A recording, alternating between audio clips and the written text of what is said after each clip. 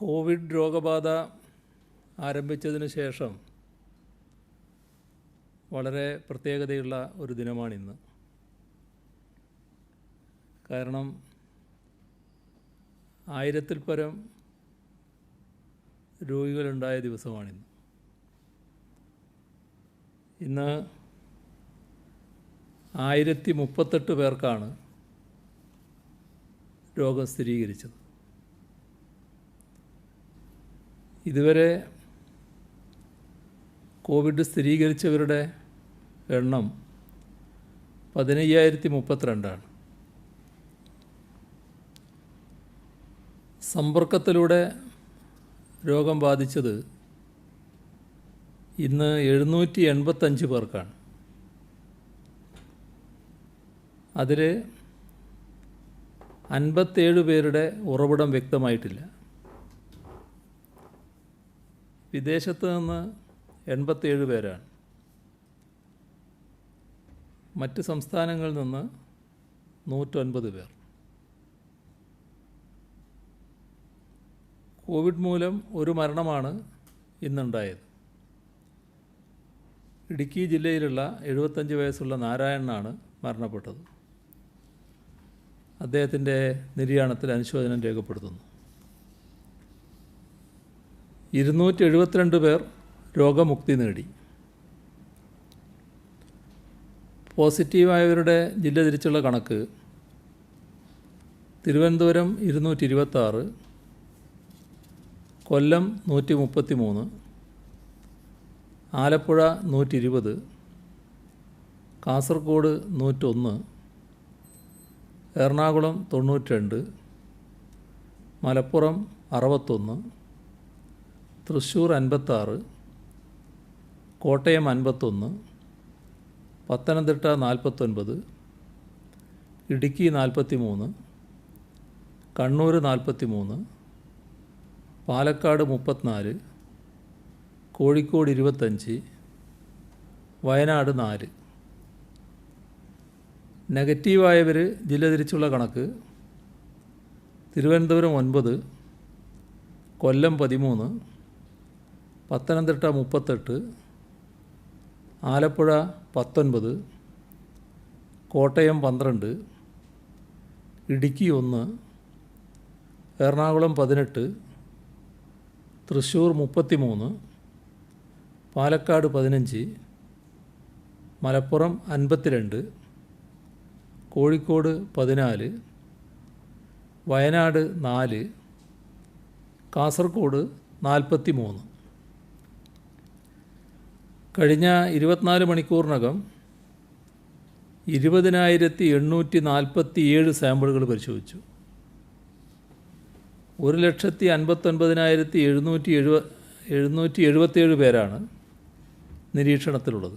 1,59,777. 9,031 പേർ ആശുപത്രികളിൽ. ഇന്ന് 1,164 പേരെയാണ് ആശുപത്രിയിൽ പ്രവേശിപ്പിച്ചത്. ഇപ്പോൾ ചികിത്സയിലുള്ളവർ 8,818. ഇതുവരെ ആകെ 3,18,644 സാമ്പിളുകളാണ് പരിശോധനയ്ക്കായി അയച്ചത്. ഇതിൽ 8,320 സാമ്പിളുകളുടെ ഫലം വരാനുണ്ട്. ഇതുകൂടാതെ സെൻറ്റിനൽ സർവൈലൻസിൻ്റെ ഭാഗമായി മുൻഗണനാ ഗ്രൂപ്പുകളിൽ നിന്ന് 1,03,951 സാമ്പിളുകൾ ശേഖരിച്ചു. അതിൽ 99,499 സാമ്പിളുകൾ നെഗറ്റീവാണ്. ഹോട്ട്സ്പോട്ടുകളുടെ എണ്ണം 397. പുതുതായി രോഗം ബാധിച്ചവരുടെ എണ്ണം 1000 കടന്ന സാഹചര്യത്തിൽ നിലവിലിവിടെയുള്ള അവസ്ഥയും സൗകര്യങ്ങളും എടുത്തു പറയേണ്ടതായുണ്ട്.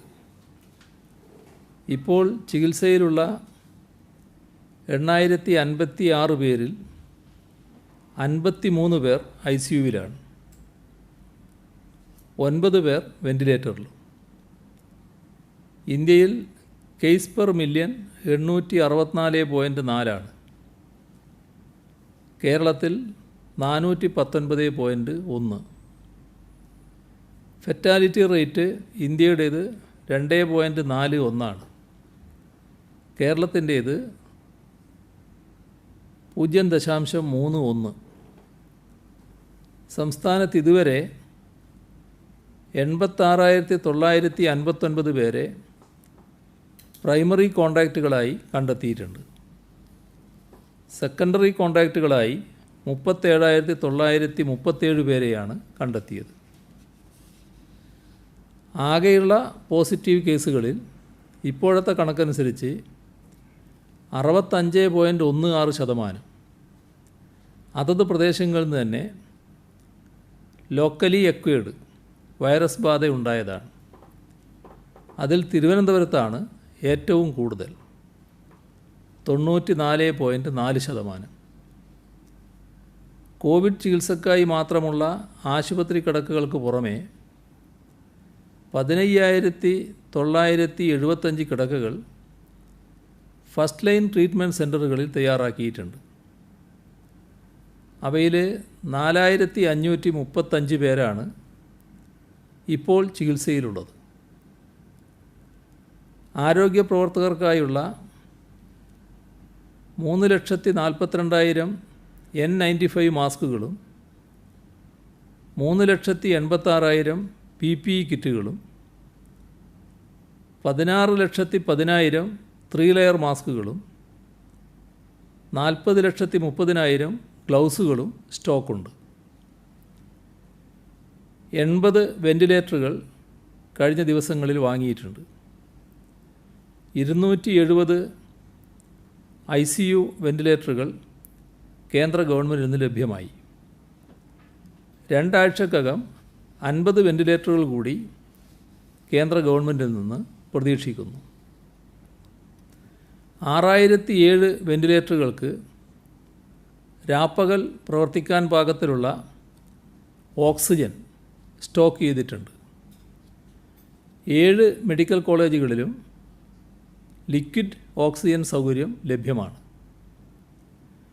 947 ആംബുലൻസുകൾ കോവിഡ് കാര്യങ്ങൾക്ക് മാത്രമായി സജ്ജമാണ്. ഈ സഞ്ജീവനി ടെലിമെഡിസിൻ സംവിധാനം എല്ലാ ജില്ലകളിലും പ്രവർത്തിക്കുന്നുണ്ട്. 50 മൊബൈൽ മെഡിക്കൽ യൂണിറ്റുകൾ ഇപ്പോൾ പ്രവർത്തിക്കുന്നുണ്ട്. 19 എണ്ണം സ്ഥാപിക്കാനുള്ള പ്രവർത്തനം നടന്നു വരുന്നു. നിലവിലുള്ള സാഹചര്യം നേരിടാൻ നാം സജ്ജമാണ്. തിരുവനന്തപുരം ജില്ലയിൽ അതീവ ഗുരുതരമായ സാഹചര്യമാണ് തുടരുന്നത്. ഇന്ന് പോസിറ്റീവായ 226 കേസുകളിൽ 190 പേർക്ക് രോഗബാധയുണ്ടായത് സമ്പർക്കത്തിലൂടെയാണ്. 15 പേരുടെ ഉറവിടം വ്യക്തമല്ല. 18 ആരോഗ്യ പ്രവർത്തകർക്കും രോഗം ബാധിച്ചു. ലോക്ക്ഡൗൺ തുടരുന്ന കാര്യത്തിൽ ജില്ലയിലെ ക്രിട്ടിക്കൽ കണ്ടെയ്ൻമെൻറ്റ് സോണുകളിലെ കച്ചവടക്കാർക്ക് തിങ്കൾ, ബുധൻ, വെള്ളി ദിവസങ്ങളിൽ മൊത്ത വിതരണക്കാരിൽ നിന്നും സ്റ്റോക്ക് സ്വീകരിക്കാൻ അനുമതി നൽകി. രാവിലെ 7 മണി മുതൽ ഉച്ചയ്ക്ക് 1 മണി വരെ മൊത്ത വിതരണക്കാർക്ക് വാഹനങ്ങളുമായി ക്രിട്ടിക്കൽ കണ്ടെയ്ൻമെൻറ്റ് സോണിനുള്ളിൽ പോലീസ് അനുമതിയോടെ പ്രവേശിക്കാനാകും. പാറശാലയടക്കമുള്ള അതിർത്തി പ്രദേശങ്ങളിൽ കോവിഡ് രോഗികളുടെ എണ്ണം വർദ്ധിക്കുന്നുണ്ട്. കൊല്ലത്ത് 133 പേർക്ക് രോഗം സ്ഥിരീകരിച്ചു. അതിൽ 116 സമ്പർക്കത്തിലൂടെയാണ്. ഉറവിടമറിയാത്ത 5 പേരുമുണ്ട്. നിയന്ത്രണങ്ങൾ ശക്തിപ്പെടുത്താനാണ് തീരുമാനം. തീരമേഖലയിൽ വിനോദങ്ങൾക്കും കാറ്റുകൊള്ളാനും പ്രദേശവാസികളെ കൂട്ടം ചേരാൻ അനുവദിക്കുന്നതല്ല. പത്തനംതിട്ട ജില്ലയിൽ 49 പേർക്ക് രോഗം സ്ഥിരീകരിച്ചതിൽ 32 പേര് സമ്പർക്കം വഴിയാണ്.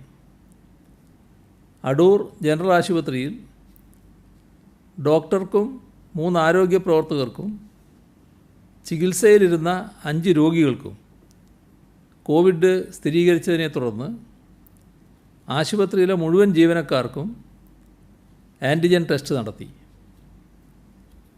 ആലപ്പുഴയിൽ കണ്ടെയ്ൻമെൻറ്റ് സോണുകളിലെ അവശ്യ വസ്തുക്കൾ വിൽക്കുന്ന കടകളുടെ പ്രവർത്തന സമയം രാവിലെ 7 മുതൽ ഉച്ചയ്ക്ക് 2 മണി വരെ ദീർഘിപ്പിച്ചിട്ടുണ്ട്.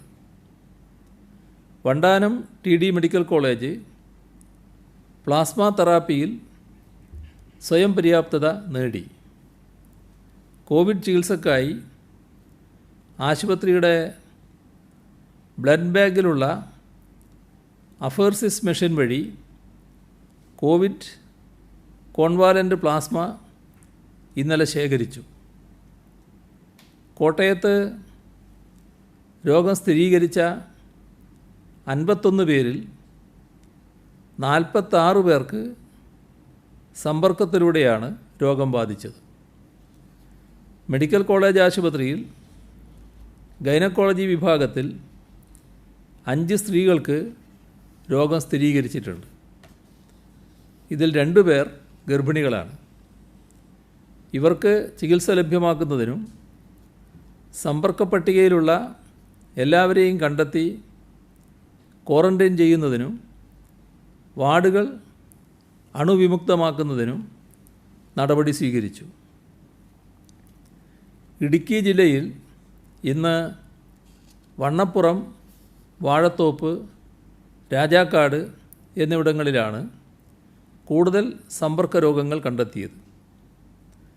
ഇന്ന് 43 പേർക്ക് വൈറസ് ബാധയുണ്ടായതിൽ 26 പേർക്കാണ് സമ്പർക്കം മൂലം രോഗം വന്നത്. എറണാകുളത്ത് 93 പേർക്ക് ഇന്ന് രോഗം സ്ഥിരീകരിച്ചു. അതിൽ 66 പേർക്ക് സമ്പർക്കം മൂലമാണ്. 15 പേരുടെ ഉറവിടം വ്യക്തമല്ല. ആലുവ മേഖലയിലെ കോവിഡ് വൈറസ് വ്യാപനം വലിയതോതിൽ പടരുന്ന അപകട സാധ്യത കൂടിയതായാണ് ആരോഗ്യ വിഭാഗം കണ്ടെത്തിയിട്ടുള്ളത്. അതുകൊണ്ട് തന്നെ കൂടുതൽ ജാഗ്രത അനിവാര്യമാണ്. ആലുവയിൽ രോഗവ്യാപനം ഗുരുതരമായ സാഹചര്യത്തിൽ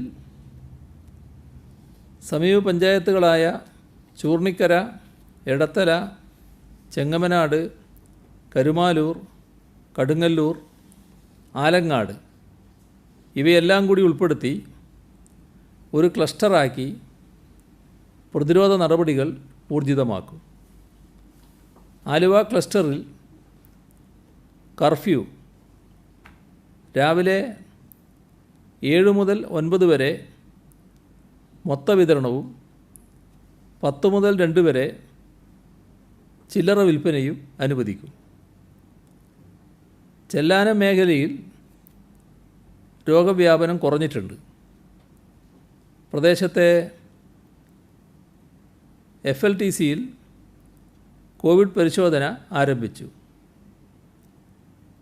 കോവിഡ് രോഗസമ്പർക്കത്തിൻ്റെ പേരിൽ ജില്ലയിൽ അടച്ചിട്ടിരിക്കുന്ന എല്ലാ സ്വകാര്യ ആശുപത്രികളും അണുമുക്തമാക്കി നാളെ പൂർണ്ണതോതിൽ പ്രവർത്തനം പുനരാരംഭിക്കും. കോവിഡ് പരിശോധനാ സംവിധാനമുള്ള സ്വകാര്യ ആശുപത്രികളിൽ ഗുരുതരാവസ്ഥയിലുള്ള കോവിഡ് രോഗികൾക്ക് സ്വകാര്യ ആശുപത്രികളിൽ തന്നെ ചികിത്സ ഉറപ്പാക്കും.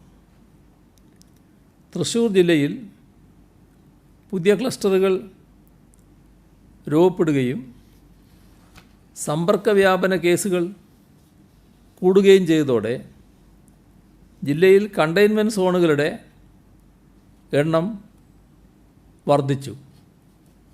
3 തദ്ദേശ സ്ഥാപനങ്ങൾ കൂടി പുതുതായി കണ്ടെയ്ൻമെൻറ്റ് സോണായി പ്രഖ്യാപിച്ചു. പാലക്കാട് പട്ടാമ്പിയിലെ മത്സ്യ മാർക്കറ്റിൽ ഒരു തൊഴിലാളിക്ക് രോഗം സ്ഥിരീകരിച്ചതിനെ തുടർന്ന് 3 ദിവസങ്ങളിലായി മാർക്കറ്റുമായി ബന്ധപ്പെട്ടവരിലും പോസിറ്റീവായ വ്യക്തികളുടെ സമ്പർക്ക പട്ടികയിൽ ഉൾപ്പെട്ടവരിലും പരിശോധന നടത്തിയിരുന്നു. ജൂലൈ 20 പട്ടാമ്പിയിൽ നടത്തിയ 565 ആൻറ്റിജൻ ടെസ്റ്റിൽ പട്ടാമ്പിയിലെ സമീപ പ്രദേശങ്ങളിലുള്ള 36 പേർക്കാണ് രോഗം സ്ഥിരീകരിച്ചത്. മലപ്പുറം ജില്ലയിൽ സമൂഹവ്യാപന സാധ്യത കണക്കിലെടുത്ത് കൊണ്ടോട്ടി നിലമ്പൂർ നഗരസഭാ പരിധിയിലെ മുഴുവൻ വാർഡുകളും കണ്ടെയ്ൻമെൻറ്റ് സോണിൽ ഉൾപ്പെടുത്തി. വയനാട് ജില്ലയിൽ പുൽപ്പള്ളി പഞ്ചായത്തിലെ ഒരു ജനപ്രതിനിധിക്ക് രോഗം സ്ഥിരീകരിച്ച സാഹചര്യത്തിൽ അവിടെയും തൊട്ടടുത്ത പഞ്ചായത്തായ മുള്ളംകൊല്ലിയിലും കനത്ത ജാഗ്രത തുടരുകയാണ്. ഇദ്ദേഹവുമായി സമ്പർക്കമുണ്ടായിരുന്ന പഞ്ചായത്ത് പ്രസിഡന്റ് അടക്കമുള്ള 3 അംഗങ്ങളുടെ പരിശോധനാ ഫലം നെഗറ്റീവാണ്.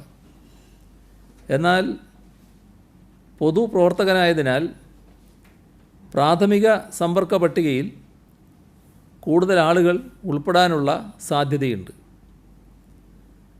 കണ്ണൂർ ജില്ലയിലെ കടകൾ, മാളുകൾ ഉൾപ്പെടെയുള്ള എല്ലാ വ്യാപാര സ്ഥാപനങ്ങളും വൈകുന്നേരം 5 മണി വരെ മാത്രമേ പ്രവർത്തിക്കാൻ അനുവദിക്കൂ. വിദേശങ്ങളിൽ നിന്നും ഇതര സംസ്ഥാനങ്ങളിൽ നിന്നും ഇതര ജില്ലകളിലെ ഹോട്ട്സ്പോട്ടുകളിൽ നിന്നും ജില്ലയിൽ എത്തിച്ചേരുന്നവരെ വാർഡ് തല ജാഗ്രതാ സമിതി പ്രത്യേകം നിരീക്ഷണ വിധേയമാക്കും. ഷോർട്ട് വിസിറ്റ് പാസ് വഴി എത്തിച്ചേരുന്നവർ പലയിടങ്ങളിലായി യാത്ര ചെയ്യുന്നതായി ശ്രദ്ധയിൽപ്പെട്ടിട്ടുണ്ട്. ഇത്തരം സന്ദർശകർ കാര്യനിർവഹണം നടത്തി മറ്റിടങ്ങളുമായി ബന്ധപ്പെടാതെ യഥാസമയം തിരിച്ചു പോകുന്നുണ്ടെന്ന് തദ്ദേശഭരണ സ്ഥാപന സെക്രട്ടറിമാരും പോലീസും ഉറപ്പുവരുത്തേണ്ടതാണ്. കാസർഗോഡ് ഇന്ന് രോഗം സ്ഥിരീകരിച്ച 101 പേരിൽ 85 പേരാണ് സമ്പർക്കം വഴിയുള്ളത്. ജൂലൈ 30-31 തീയതികൾ നടക്കുന്ന കർണാടക മെഡിക്കൽ പ്രവേശന പരീക്ഷ എഴുതുന്ന വിദ്യാർത്ഥികൾക്ക് ജില്ലയുടെ വിവിധ ഭാഗങ്ങളിൽ നിന്ന് തലപ്പാടി വരെ പോകാൻ KSRTC ബസ് പ്രത്യേകമായി അനുവദിക്കും. അവിടെ നിന്ന് കർണാടക സർക്കാർ ഒരുക്കുന്ന വാഹനത്തിൽ പരീക്ഷാ കേന്ദ്രങ്ങളിലേക്ക് പോകാനാവും. ഇവർ മറ്റ് പൊതുഗതാഗത മാർഗങ്ങൾ ഉപയോഗിക്കരുത്. പരീക്ഷ കഴിഞ്ഞ് തിരിച്ചെത്തിയ ശേഷം വിദ്യാർത്ഥികളും കുടുംബാംഗങ്ങളും 7 ദിവസം റൂം ക്വാറൻറ്റൈനിൽ കഴിയേണ്ടതാണ്. ഇവർ 5-ാം ദിവസം ആൻറ്റിജൻ ടെസ്റ്റിന് വിധേയമാകണം. കോവിഡ് പ്രതിരോധത്തിൽ സംസ്ഥാനത്തിന് പിടിച്ചു നിൽക്കാൻ കഴിയുന്നതിൽ മാധ്യമങ്ങളുടെ സംഭാവന എടുത്തു പറയേണ്ടത് തന്നെയാണ്. ബോധവൽക്കരണ പ്രവർത്തനത്തിലും രോഗവിവരങ്ങൾ ജനങ്ങളിലേക്ക് എത്തിക്കുന്നതിനും പ്രതിരോധത്തിന് മുൻകൈയെടുക്കുന്നതിലും മാധ്യമങ്ങൾ കാണിച്ച ശ്രദ്ധയും ചെലവിട്ട ഊർജവും വളരെ വലുതാണ്. പക്ഷേ സമീപനാളുകളിൽ ചിലയിടങ്ങളിലെങ്കിലും അത് ചോർന്നു പോകുന്നുണ്ടോ എന്ന സംശയം വരുന്നുണ്ട്. ഉദാഹരണത്തിന് ഇന്ന് ഒരു വാർത്താ ചാനൽ ആവർത്തിച്ച് കാണിച്ച ഒരു ബ്രേക്കിംഗ് ന്യൂസ് കേരളത്തിൽ കോവിഡ് മരണം കൂടുന്നു എന്നായിരുന്നു. മരിക്കുന്നവരുടെ എണ്ണം ഓരോ ദിവസവും വർദ്ധിക്കുന്നുണ്ട്. എന്നാൽ സ്ഫോടനാത്മകമായ രീതിയിൽ മരണസംഖ്യ നമ്മുടെ സംസ്ഥാനത്ത് ഇതേവരെ ഇല്ല. നമ്മുടെ അയൽ സംസ്ഥാനങ്ങളിലെയും മറ്റും മരണനിരക്ക് ഇന്നലെ സൂചിപ്പിച്ചതായിരുന്നല്ലോ. കോവിഡുമായി ബന്ധപ്പെട്ട് വരുന്ന വാർത്തകളെല്ലാം മാധ്യമങ്ങൾ ജനങ്ങളിലേക്ക് എത്തിക്കേണ്ടത് തന്നെയാണ്. അതിൽ സർക്കാരിനെയോ സർക്കാർ സംവിധാനങ്ങളെയോ വിമർശിക്കുന്നതിൽ ആർക്കും എതിർപ്പുമില്ല. പക്ഷേ മാസങ്ങളായി രാപ്പകൽ അധ്വാനിക്കുന്ന ആരോഗ്യ പ്രവർത്തകരുടെ ആത്മവീര്യം തകർക്കും തരത്തിലുള്ള ആക്ഷേപങ്ങൾ ഒഴിവാക്കുക തന്നെ വേണം. തെറ്റായ പ്രചരണങ്ങൾ ഏറ്റെടുക്കാൻ തയ്യാറാകരുത്. ഇപ്പോൾ നാം അസാധാരണമായ സാഹചര്യത്തിലാണ്. ആ അസാധാരണത്വം ഏറ്റവും കൂടുതൽ നേരിടുന്നത് ആരോഗ്യ മേഖലയാണ്. കോവിഡും അതോടൊപ്പം ഇപ്പോൾ മഴക്കാല രോഗങ്ങളും ചികിത്സിക്കേണ്ടതുണ്ട്. എത്ര വലിയ ആരോഗ്യ മേഖലയായാലും ഈ പ്രതിസന്ധി നേരിടാൻ അതിൻ്റേതായ പ്രയാസമുണ്ടാകും, പ്രശ്നങ്ങളുമുണ്ടാകും. അത്തരം ചെറിയ പ്രശ്നങ്ങളെപ്പോലും ഊതി വീർപ്പിച്ച് മെഡിക്കൽ കോളേജുകളിൽ പ്രതിസന്ധി എന്ന സൂപ്പർ ലീഡ് വാർത്ത നൽകിയാൽ എങ്ങനെ ഇരിക്കും? മെഡിക്കൽ കോളേജുകളിൽ കഷ്ടപ്പെടുന്ന ആരോഗ്യ പ്രവർത്തകർക്ക് രോഗബാധയുണ്ടാകാം. അവർക്ക് ഫലപ്രദമായ ചികിത്സയും നൽകേണ്ടതുണ്ട്. ആവശ്യമായ പ്രതിരോധ നടപടികൾ സ്വീകരിക്കേണ്ടതുമുണ്ട്. അങ്ങനെയൊരു അനുഭവം ഉണ്ടാകുമ്പോൾ മെഡിക്കൽ കോളേജുകളിലാകെ പ്രതിസന്ധിയാണ് എന്ന് പ്രചരിപ്പിക്കരുത്. സംസ്ഥാനത്ത് എല്ലാ കേന്ദ്രങ്ങളിലും സർക്കാർ സ്വകാര്യ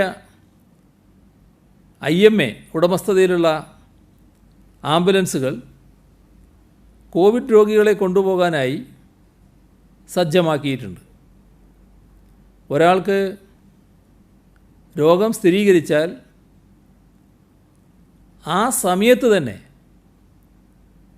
ചിലപ്പോൾ എത്താൻ കഴിഞ്ഞെന്ന് വരില്ല. കാരണം ഓരോ യാത്ര കഴിഞ്ഞും ആംബുലൻസ് അണുമുക്തമാക്കണം.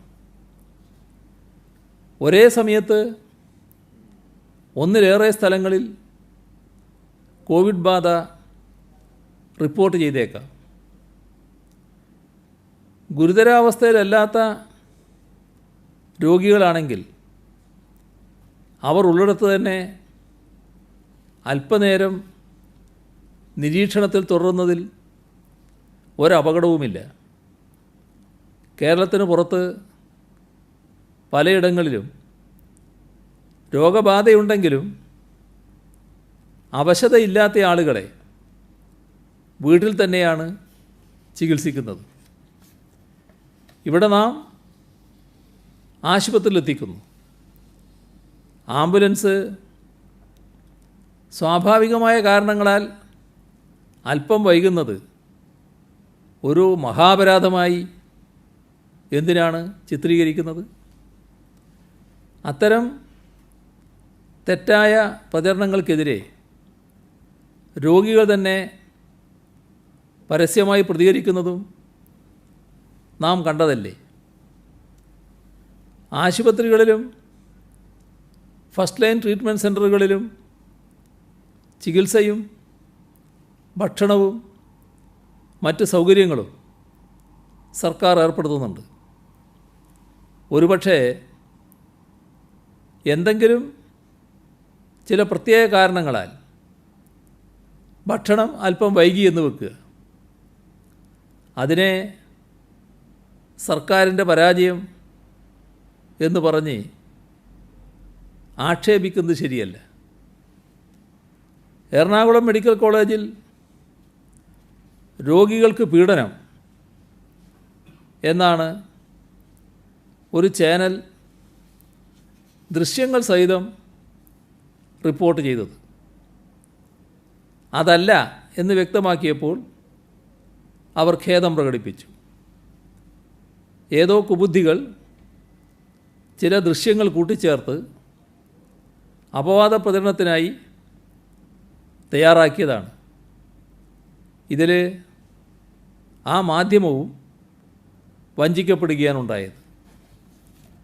സർക്കാരിൻ്റെ കോവിഡ് പ്രതിരോധം തകർക്കാൻ കച്ചകെട്ടി ഇറങ്ങിയ ഒരു കൂട്ടം സംഘങ്ങൾ ഇത്തരം വ്യാജ വാർത്തകൾ സൃഷ്ടിക്കുന്നു എന്ന തിരിച്ചറിവ് ഉണ്ടാകണം. കോവിഡിനെതിരായ പോരാട്ടം ഈ നാട്ടിലെ ജനങ്ങളുടെ ജീവന് വേണ്ടിയുള്ള പോരാട്ടം കൂടിയാണ്. തെറ്റിദ്ധാരണകൾ പരത്തിയും നുണക്കഥകൾ പ്രചരിപ്പിച്ചും അത് തകർക്കാൻ ശ്രമിക്കുന്നവർ തിരുത്താനൊന്നും പോകുന്നില്ല.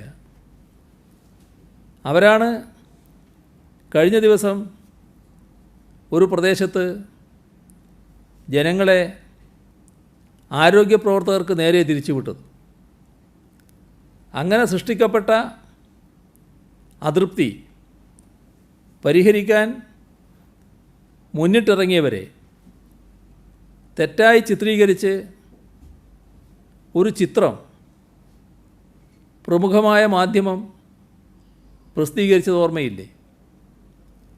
തെറ്റിദ്ധാരണ മനസ്സിലാക്കി ജനങ്ങൾ ആരോഗ്യ പ്രവർത്തകരോടുള്ള നിലപാടിൽ മാറ്റം വരുത്തി. പക്ഷേ തെറ്റായ ചിത്രം പ്രസിദ്ധീകരിച്ച ആ മാധ്യമം തിരുത്തുന്നതായി കണ്ടില്ല. ഇവിടെ എല്ലാ മാധ്യമങ്ങളെക്കുറിച്ചുമല്ല പറയുന്നത്. ചില പ്രത്യേക ഉദ്ദേശം വെച്ച് സൃഷ്ടിക്കപ്പെടുന്ന വാർത്തകൾ വെള്ളം ചേർക്കാതെ വിഴുങ്ങുന്ന പ്രവണതയെക്കുറിച്ചാണ്. കോവിഡ് ആദ്യമായി കേരളത്തിൽ കണ്ടെത്തിയത് മുതൽ മാധ്യമങ്ങൾ പൊതുവിൽ വലിയ ജാഗ്രതയാണ് കാണിച്ചിട്ടുള്ളത്. പ്രതിരോധ പ്രവർത്തനങ്ങളിൽ മാധ്യമങ്ങളുടെ നല്ല പങ്കാളിത്തവുമാണ് ഉണ്ടായിട്ടുള്ളത്. അത് കൂടുതൽ ശക്തിയോടെ തുടരേണ്ട ഘട്ടമാണിത്. അതിന് നമ്മുടെ എല്ലാ മാധ്യമങ്ങളും അവർക്കുള്ള പ്രത്യേക താല്പര്യങ്ങളൊക്കെ മാറ്റി നിർത്തി നാടിൻ്റെ ഈ കൂട്ടായ പ്രതിരോധത്തിൽ പങ്കാളികളാവുകയും അതിൻ്റെ മുന്നിൽ നിൽക്കണമെന്നുമാണ് ഈ ഘട്ടത്തിൽ അഭ്യർത്ഥിക്കാനുള്ളത്. ഇന്ന് നമ്മുടെ പ്രതിപക്ഷ നേതാവ് ഉന്നയിച്ചിരിക്കുന്നൊരു കാര്യം രോഗമുക്തി റിക്കവറി നിരക്കിൽ കേരളം പിറകിലാണ് എന്നാണ്. എവിടെയൊക്കെ പിറകിലാണെന്ന് കണ്ടെത്താനുള്ള അദ്ദേഹത്തിൻ്റെ ഗവേഷണം തുറന്നു നടക്കട്ടെ. എന്നാൽ യാഥാർത്ഥ്യവുമായി ബന്ധമില്ലാത്ത കാര്യങ്ങൾ നിരന്തരം പ്രചരിപ്പിക്കുന്നത് നാടിന് നല്ലതല്ല. കേരളത്തിൻ്റെ പ്രതിരോധ പ്രവർത്തനങ്ങൾ താളം തെറ്റിയെന്ന് വരുത്തി തീർക്കാനുള്ള വ്യഗ്രതയിൽ പ്രതിപക്ഷ നേതാവിന് കേരളത്തിലെ കോവിഡ് പ്രതിരോധ പ്രവർത്തനങ്ങളുടെ പ്രത്യേകതകൾ ഉൾക്കൊള്ളാനാകുന്നുണ്ടാകില്ല. കോവിഡുമായി ബന്ധപ്പെട്ട് കേരളത്തിൻ്റെ ഡിസ്ചാർജ് പോളിസി ദേശീയ തലത്തിലും മറ്റു പല സംസ്ഥാനങ്ങളിലും നിലവിലുള്ള പോളിസികളിൽ നിന്നും വ്യത്യസ്തമാണ്. ദേശീയ പോളിസി അനുസരിച്ച് അഡ്മിറ്റ് ചെയ്ത് 10 ദിവസത്തിന് ശേഷം ചെറിയ രോഗലക്ഷണങ്ങളില്ലെങ്കിൽ ഡിസ്ചാർജ് ചെയ്യുക. ഭേദമായി എന്ന് രേഖപ്പെടുത്തി ഡിസ്ചാർജ് ചെയ്ത് വിടുകയാണ്. കേരളമൊഴികെ ഭൂരിഭാഗം സംസ്ഥാനങ്ങളും ആ രീതിയാണ് പിന്തുടരുന്നത്. കേരളം അങ്ങനെയല്ല. നാം ആദ്യം സ്വീകരിച്ചിരുന്ന രീതി അനുസരിച്ച് ടെസ്റ്റ് 2 തവണ നെഗറ്റീവായതിനു ശേഷമാണ് രോഗിയെ ഡിസ്ചാർജ് ചെയ്തിരുന്നത്. ഇംഗ്ലണ്ടിൽ നിന്ന് വന്ന ആറന്മുള സ്വദേശിയെ 22 തവണ ടെസ്റ്റ് നടത്തി. 3 തവണ നെഗറ്റീവായതിനു ശേഷം ഡിസ്ചാർജ് ചെയ്ത വാർത്ത മാധ്യമങ്ങളെല്ലാം റിപ്പോർട്ട് ചെയ്തിരുന്നു. 41 ദിവസങ്ങളാണ് അദ്ദേഹത്തെ നാം ആശുപത്രിയിൽ ചികിത്സിച്ചത്. പത്തനംതിട്ട വടശ്ശേരിക്കര സ്വദേശിനിയായ വീട്ടമ്മ കോവിഡ് മുക്തയായി വീട്ടിലേക്ക് മടങ്ങിയത് 48 ദിവസങ്ങൾക്ക് ശേഷമാണ്. ഇത്തരത്തിൽ നിരവധി വാർത്തകൾ വന്നതാണ്. നാം അങ്ങനെയാണ് ചെയ്തത്. ഇന്നലെ പ്രസിദ്ധീകരിച്ച ആരോഗ്യവകുപ്പിൻ്റെ പുതുക്കിയ ഗൈഡ് ലൈൻ, അതിലും ലക്ഷണങ്ങളില്ലാത്ത കേസുകളിലും ടെസ്റ്റുകൾ നിർബന്ധമാക്കിയിട്ടുണ്ട്. ആൻറ്റിജൻ ടെസ്റ്റ് നെഗറ്റീവായവർക്ക് മാത്രമേ ഡിസ്ചാർജ് അനുവദിക്കുകയുള്ളൂ. പോസിറ്റീവാകുന്നവർക്ക് ഡിസ്ചാർജ് ഉണ്ടാകില്ല.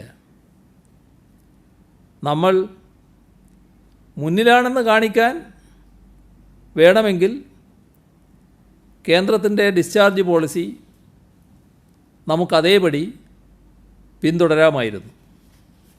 എന്നാൽ സമൂഹത്തിൻ്റെ സുരക്ഷ പഴുതടച്ച് ഉറപ്പുവരുത്തുന്നതിനും രോഗവ്യാപനത്തിനുള്ള സാധ്യത അടക്കാനും ടെസ്റ്റ് നെഗറ്റീവായവർക്ക് മാത്രം ഡിസ്ചാർജ് എന്ന നയമാണ് ഇവിടെ സ്വീകരിച്ചത്. കണക്കുകളിൽ 1-ാം സ്ഥാനത്തെത്തുക എന്നതല്ല, ശാസ്ത്രീയമായി ഈ രോഗാവസ്ഥയെ മറികടക്കുക എന്നതാണ് നമ്മുടെ ലക്ഷ്യം.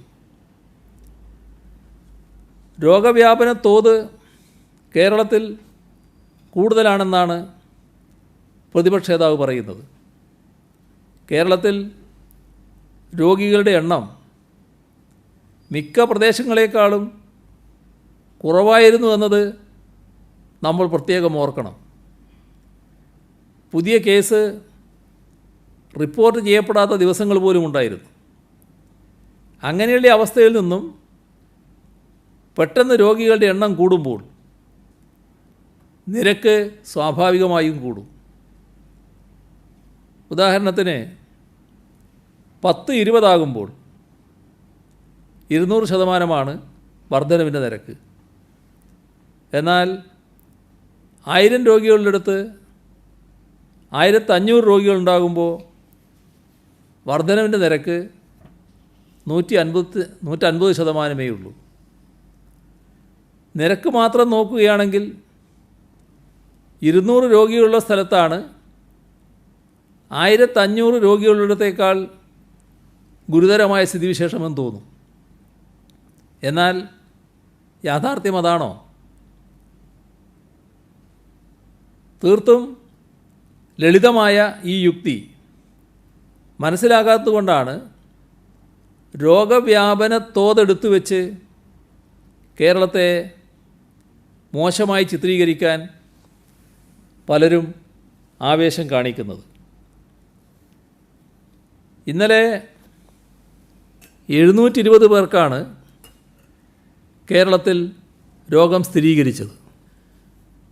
മഹാരാഷ്ട്രയിൽ ഇന്നലെ 8336 പേർക്ക്,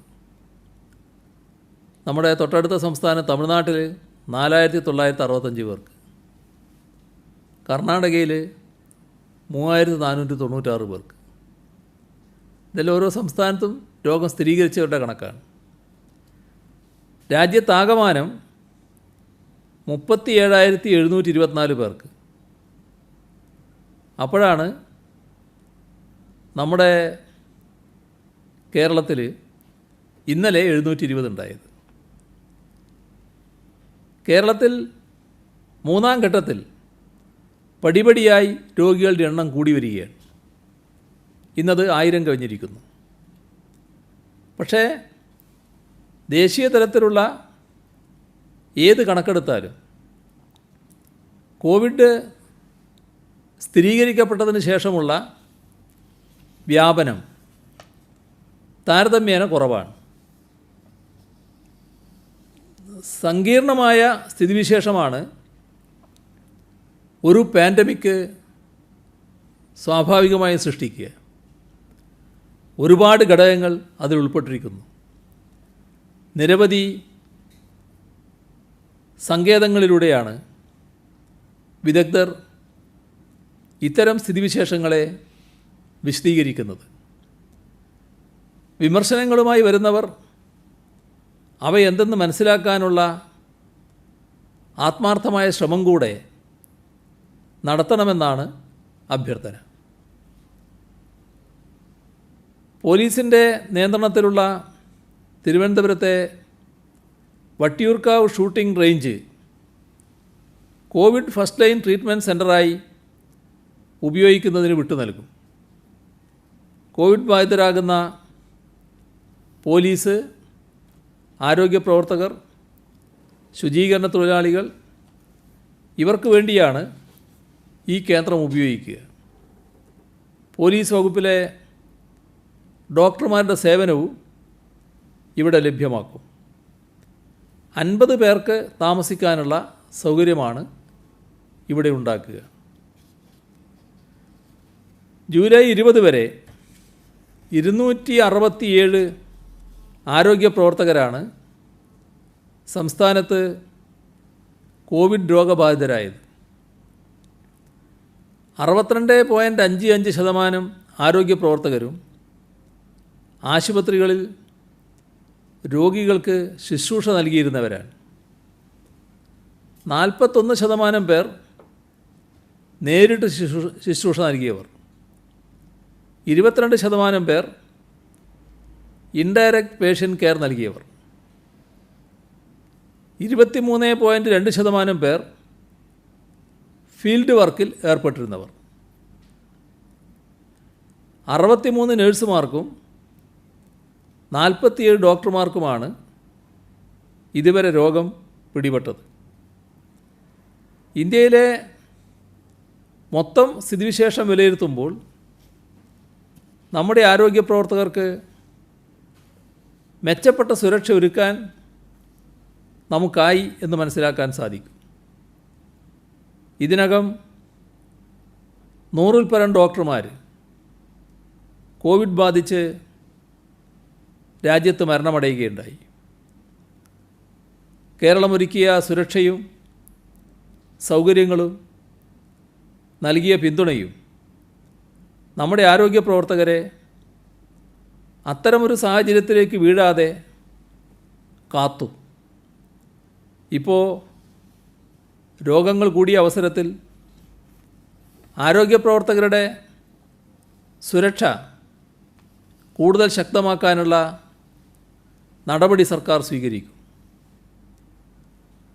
സാമൂഹ്യ അകലം പാലിക്കുന്നതുൾപ്പെടെയുള്ള സുരക്ഷാ പ്രോട്ടോക്കോൾ അനുസരിക്കുന്നതിൽ വീഴ്ച വരുത്തുന്ന സ്ഥാപന ഉടമകൾ അത്തരക്കാർക്കെതിരെ നിയമ നടപടികൾ സ്വീകരിക്കുന്നതിന് എല്ലാ ജില്ലകളിലും അഡീഷണൽ എസ്.പിമാരുടെ നേതൃത്വത്തിൽ പ്രത്യേക പ്രോസിക്യൂഷൻ വിഭാഗത്തിന് രൂപം നൽകി.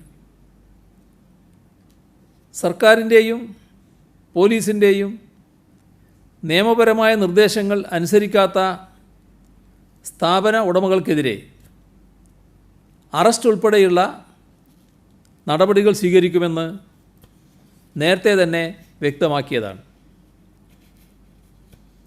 വളരെ അത്യാവശ്യമുള്ള മെഡിക്കൽ ആവശ്യങ്ങൾ, മരണം ഇവയുമായി ബന്ധപ്പെട്ട് മാത്രമേ സംസ്ഥാന അതിർത്തി കടന്ന് യാത്ര ചെയ്യാൻ അനുവദിക്കുകയുള്ളൂ.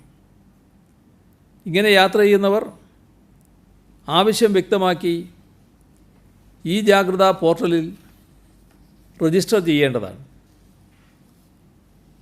മാസ്ക് ധരിക്കാത്ത 5095 സംഭവങ്ങൾ സംസ്ഥാനത്ത് ഇന്ന് റിപ്പോർട്ട് ചെയ്തിട്ടുണ്ട്. ക്വാറന്റൈൻ ലംഘിച്ച 7 പേർക്കെതിരെ ഇന്ന് കേസ് രജിസ്റ്റർ ചെയ്തു. ബ്രിട്ടനിലെ ഓക്സ്ഫോർഡ് സർവകലാശാല വികസിപ്പിച്ചെടുക്കാൻ ശ്രമിക്കുന്ന കോവിഡ് വാക്സിൻ ഒന്നാംഘട്ട പരീക്ഷണം വിജയകരമായി പൂർത്തിയാക്കിയിരിക്കുന്നുവെന്ന സന്തോഷ വാർത്ത മാധ്യമങ്ങൾ വലിയ പ്രാധാന്യം നൽകി പ്രസിദ്ധീകരിച്ചിട്ടുണ്ട്. വസൂരിക്കെതിരെ 1796 വാക്സിൻ കണ്ടെത്തിയ എഡ്വേർഡ് ജെന്നറിൻ്റെ പേരിലുള്ള ഇൻസ്റ്റിറ്റ്യൂട്ടിലാണ് വാക്സിൻ ഗവേഷണം നടക്കുന്നത്. ചിമ്പാൻസിയിൽ രോഗകാരണമാവുന്ന അഡിനോ വൈറസ് ഉപയോഗിച്ചാണ് വാക്സിൻ നിർമ്മിക്കുന്നത്. ആദ്യഘട്ട മനുഷ്യ പരീക്ഷണത്തിൽ വാക്സിൻ്റെ രോഗപ്രതിരോധ സാധ്യതയും സുരക്ഷിതത്വവുമാണ് വിലയിരുത്തുന്നത്. രണ്ടിലും വാക്സിൻ വിജയിച്ചു എന്നാണ് സൂചന. രണ്ടാമത്തെയും മൂന്നാമത്തെയും ഘട്ടത്തിലുള്ള പരീക്ഷണം പൂർത്തിയായാൽ ഔഷധ നിയന്ത്രണ ഏജൻസികളുടെ അംഗീകാരം തേടേണ്ടി വരും. കാലതാമസം ഒഴിവാക്കാനായി കോടിക്കണക്കിന് ഡോസ് വാക്സിൻ ഇതിനകം നിർമ്മിച്ചിട്ടുണ്ട്. ഇന്ത്യയിലെ സിറം ഇൻസ്റ്റിറ്റ്യൂട്ടും ബ്രിട്ടീഷ് സ്വീഡിഷ് കമ്പനിയായ ആസ്ട്രാസെനക്കയുമായി സഹകരിച്ചാണ് സർവകലാശാല ഗവേഷണം നടത്തുന്നത്. ഓക്സ്ഫോർഡ് വാക്സിന് പുറമെ ചൈനയിലും അമേരിക്കയിലും റഷ്യയിലും വാക്സിൻ ഗവേഷണം പുരോഗമിക്കുന്നുണ്ട്. ഇവയിൽ ഒന്നെങ്കിലും ഈ വർഷം അവസാനമോ അടുത്ത വർഷം ആദ്യമോ ലഭ്യമാവും എന്നാണ് വിദഗ്ധർ അവകാശപ്പെടുന്നത്. തീർച്ചയായും ആശ്വാസം പകരുന്ന വിവരമാണിത്. സംസ്ഥാനത്ത് കടലാക്രമണം ശക്തമാണ്.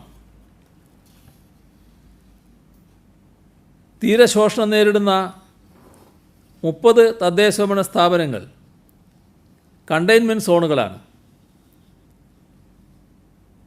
ബണ്ട് സംരക്ഷണം, കടൽ തീരത്തെ വീട് സംരക്ഷണം എന്നിവ ആവശ്യമായി വരികയാണെങ്കിൽ പണം വിനിയോഗിക്കാൻ അനുമതി നൽകിയിട്ടുണ്ട്.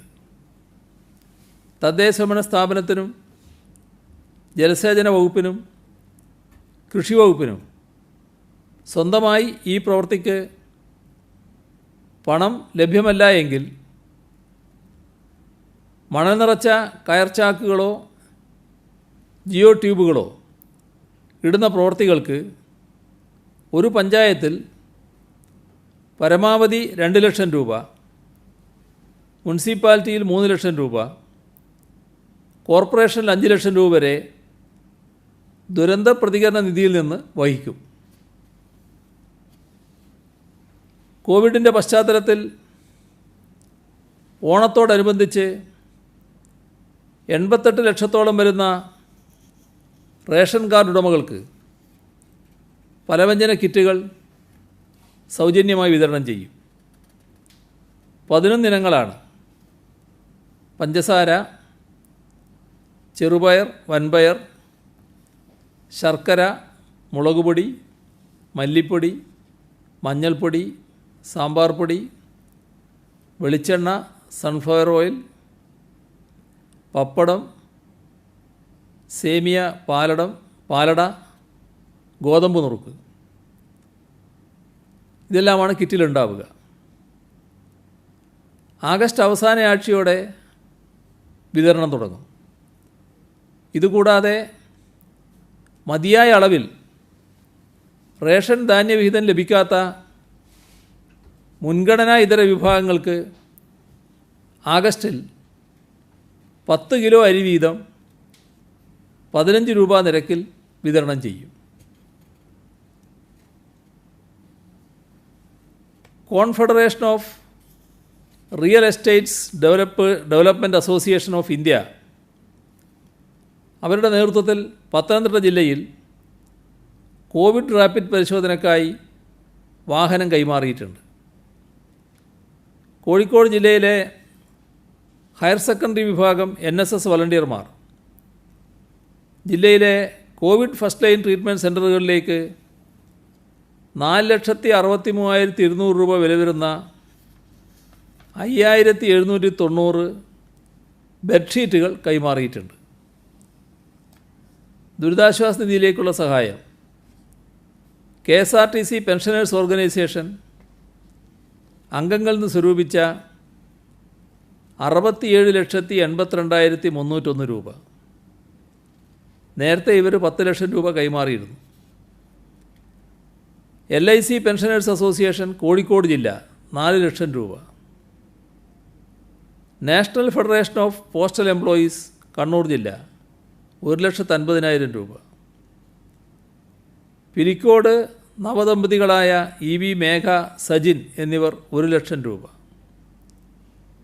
ഓട്ടോറിക്ഷ തൊഴിലാളി യൂണിയൻ CITU പാനൂർ ഏറിയ കമ്മിറ്റി ബിരിയാണി ചാലഞ്ചിലൂടെ സമാഹരിച്ച 80,000 രൂപ. മുംബൈ മലയാളി VB ശ്രീനിവാസൻ 50,000 രൂപ. CPIM north Menaprom ബ്രാഞ്ചും